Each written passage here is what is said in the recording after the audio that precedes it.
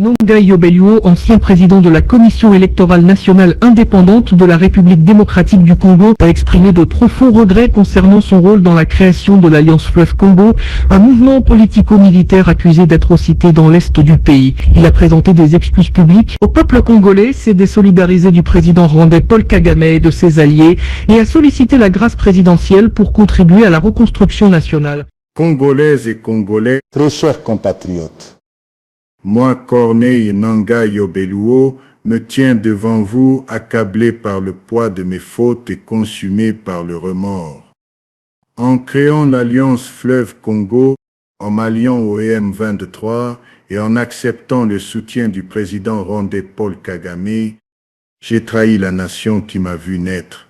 Ce choix funeste a semé la mort et la désolation dans l'est de notre pays, coûtant la vie à d'innombrables innocents. Aujourd'hui, je prends conscience de l'ampleur de ma trahison. Les souffrances infligées à nos frères et sœurs sont incommensurables et j'assume une lourde responsabilité dans cette tragédie.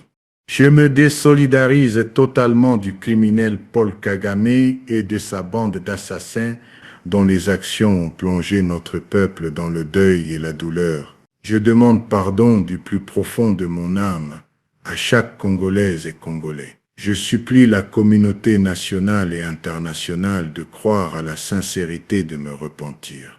Et je sollicite la grâce présidentielle afin de rentrer et contribuer aux côtés du chef de l'État à la reconstruction de notre nation.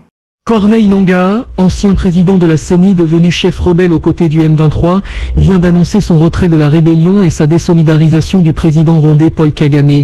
Aurélie Mazara-Kibangula, vous êtes à Kinshasa. Comment cette annonce est-elle perçue sur place ? Bonjour Arthur, ici c'est la stupéfaction. Peu de gens s'attendaient à une telle volte-face de Corneille Nangaa.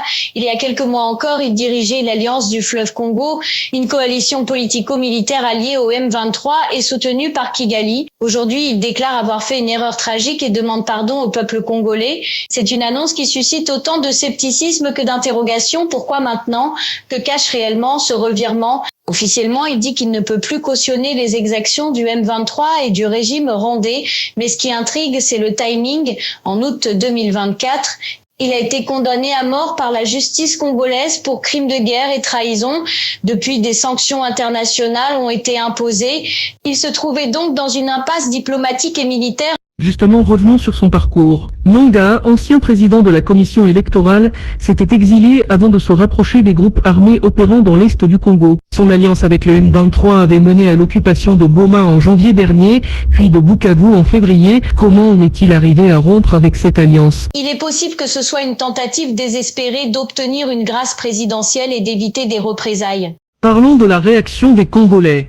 La population peut-elle croire en la sincérité de cet acte ? Ou justement, est-ce envisageable ? Très honnêtement, c'est partagé. Certains estiment que c'est une manœuvre opportuniste. Beaucoup de Congolais ont perdu des proches à cause des violences orchestrées par son alliance avec le M23. D'autres, notamment dans les cercles diplomatiques, voient cette annonce comme une opportunité pour affaiblir encore plus la rébellion et pousser d'autres chefs de guerre à déposer les armes. Mais la question reste, le président Félix Tshisekedi acceptera-t-il cette demande de grâce ? Pour l'instant, le gouvernement reste silencieux. Officiellement, les autorités privilégient la voie militaire et les négociations prévues à Doha le 9 avril. Si Nangaa bénéficie d'un traitement de faveur, cela pourrait susciter de la colère au sein de l'armée et de la population. Mais en coulisses, des discussions pourraient avoir lieu. Il est aussi possible que cette déclaration vise à se positionner comme un médiateur dans ces négociations. Une dernière question, qu'en est-il de la position du Rwanda ?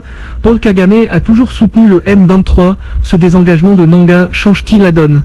Officiellement, Kigali n'a pas encore réagi, mais cette déclaration est un coup dur pour Kagame qui voit un de ses alliés le plus visible se retourner contre lui publiquement. Cela pourrait affaiblir le discours rwandais qui nie toute implication dans le conflit. Merci Aurélie Mazara-Kibangula pour cet éclairage depuis Kinshasa.